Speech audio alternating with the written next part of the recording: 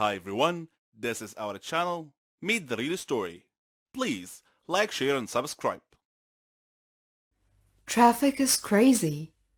I'm checking my makeup for the millionth time using my pocket mirror because I would like my interview to go as perfect as could be. I want to impress the interviewer because Posh Magazine has always been my dream job. I applied as an intern, and I know hundreds of ladies my age would kill for the chance that I have right now. Oh, the green lights are finally on.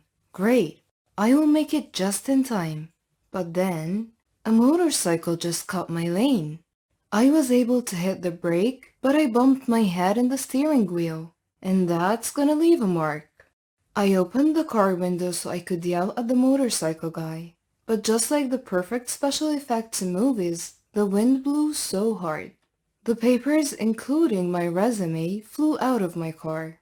Without second thoughts, I jumped out of the car to get the papers that were flying away. Then I absent-mindedly crossed lanes. I was almost hit by not just one but countless cars. Then my phone rang. Great! It's the interviewer trying to know where I am and if I'm coming for my scheduled interview. As I took out my mobile phone from my bag to answer the call, a random guy ran over my direction and quickly snatched my phone. Instinctively, I ran towards his direction. Hey, give that back to me! I didn't care about the cost of my phone. I just care about my contacts. I'm still thinking about my interview. This is my only priority at the moment. Then just like a hero, the motorcycle guy chased the snatcher and he was able to catch him. The police were able to take care of the snatcher, then the motorcycle guy took the pleasure of giving me back my phone. Hi, Miss Beautiful. Here's your precious phone. I want to say thank you, but I'm pissed at him, so I just stormed out like a kid throwing tantrums. I just heard him yell, "You're welcome!"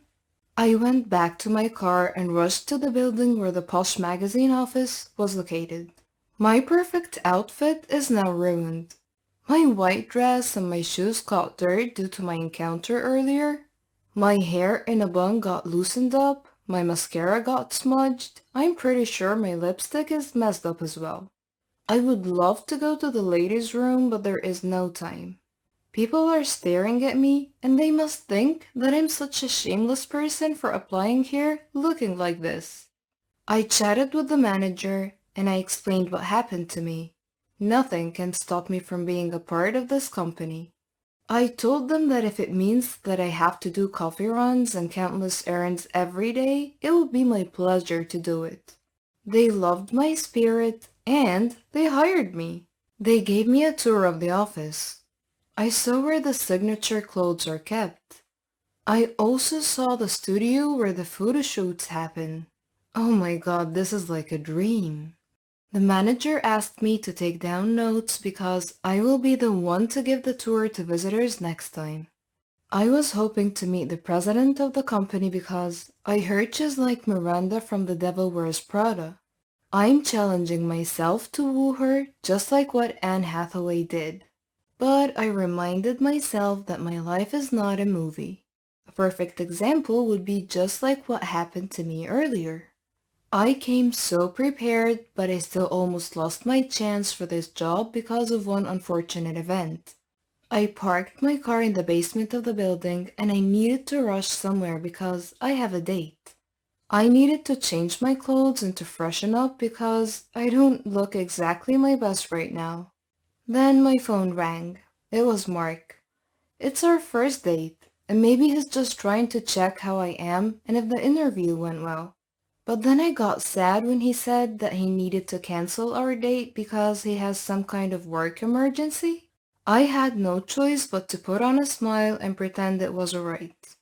No, it's fine, don't worry about me. Next time, maybe. I just went out of the building and went to the nearby coffee shop. I treated myself because I deserve a me time with a nice cup of coffee. It is the last day where I could have the luxury of time. Just a couple of minutes after settling in, my phone rang. I answered it immediately. It's the manager. Hello? She asked if I'm still nearby because they would need me to start today. They're asking me to get the measurements of a certain male model that will do a photo shoot the day after tomorrow. I asked the barista to make my cup to go because it would be such a shame to waste a much-needed cup of coffee. I rushed to the office and I was there in no time. I started immediately and acted like a pro. I did not let the manager notice that I have zero idea of what I'm doing. I don't know how to measure a body, but I checked a few videos online. Good thing I'm a quick learner. There are lots of guys in the room, and it's like raining muscles in here.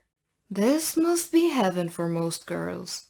Well, I do enjoy the view, but I constantly reminded myself that I'm here to work and I will not do anything to ruin this opportunity, so I needed to focus. I was able to get the measurements of the male models. It was not that hard, and I really got to enjoy brushing my skin to their biceps. Okay, Kulina, focus.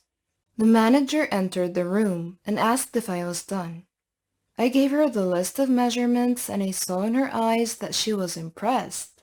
But when I asked her for my next task, she said, "Dear, you're not done yet." I'm confused.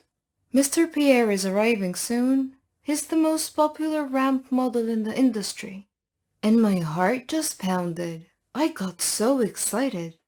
I will have the honor of being the one to get the measurements of the male supermodel of the company, and I think that is such a big deal. Oh, there he is. When I saw him, my jaw dropped. He was the motorcycle guy. He greeted the manager and vice versa, and then he greeted me. Hey, it's you. The manager asked if we knew each other. Before I could answer, he saved me the trouble. He told her what happened earlier, and she complimented him for what he has done. "You're such a hero." The manager left us alone, so I already took his measurements, which lasted for less than 10 minutes. I couldn't help but notice that he's got this wicked grin on his face the whole time. I just smirked at him.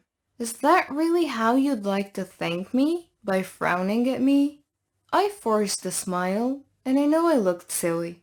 "Hey, if you cannot say thank you, just be nice," he said. I walked away from him because, to be honest, I don't know how to deal with him. I am pissed at him because I almost didn't make it. But what are the chances that my first assignment will involve him? Odd, I know. If you would not stop walking away, I will tell the manager that you're rude to me. No more second thoughts. I stopped walking. I felt like he was walking near my direction. He talked to me. "Are you really not gonna thank me?" "Is that what you want? Then thanks," I said sarcastically. "Come on, you need to make it up to me, or else I'll tell your manager." I cut him off before he could say anything else. "Enough, what do you want?" He just laughed at me, then said, "I want you to have a cup of coffee with me." No thanks. I raised my cup and said, "See, I'm having one right now." He conceded and asked me for dinner instead. I know he's the type of guy who will not stop unless he gets what he wants, which is time to spend with me. I went home, took a bath, dressed up, put on light makeup. I don't want to be overdressed. He might think that I'm making too much effort for him. He picked me up at exactly 7 p.m., and we had dinner at a nice steakhouse. Well, he seemed different than our first encounter. He's actually a gentleman. A lot of people are staring at us because maybe my date looks so good. I feel so ordinary beside him. "You look wonderful," he said. I just smiled because I felt like he was sincere about it. After the main course, he ordered some wine and we talked all night about our lives.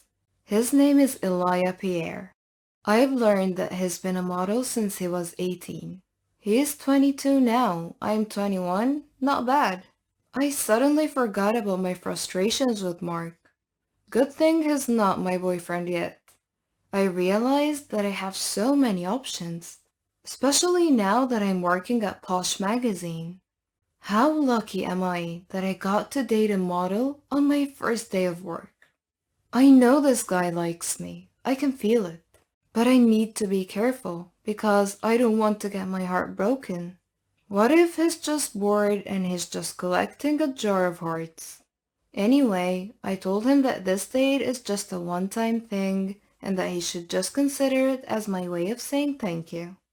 But then as time passed, we spent a lot of moments together, especially during fashion shows when I assisted the models backstage. We always spent time together by having coffee or eating out after each event. But I told him that I can only promise friendship, nothing more, nothing less. He said that he's good with it as long as he can have me near him. One random moment, I asked him if he already met the president of the company. He did not answer right away. Yeah, I know her. She's a nice person. Really? That's not what I heard. He just laughed at me, but we instantly dropped the topic. Then that day came. I met the president and I don't know, but she looks really familiar to me. A lot of people say we look exactly the same. I disagree because she's so beautiful. She doesn't look like she's almost 40. I wonder if she has kids because her waist is so tiny. She looks just like my age. While I was doing some paperwork, the manager called me and asked me to join them for the meeting regarding the Fashion Week in Paris. Okay, maybe they need someone to do the minutes. In the meeting, everybody is talking about their passports. I was asked, "Do you have a passport? We're going to Paris." Paris? What now? Wow, is this serious? I'm going to Paris with them? But is Elia one of the models who will come along? During the flight, I'm thinking if Elia would also be there.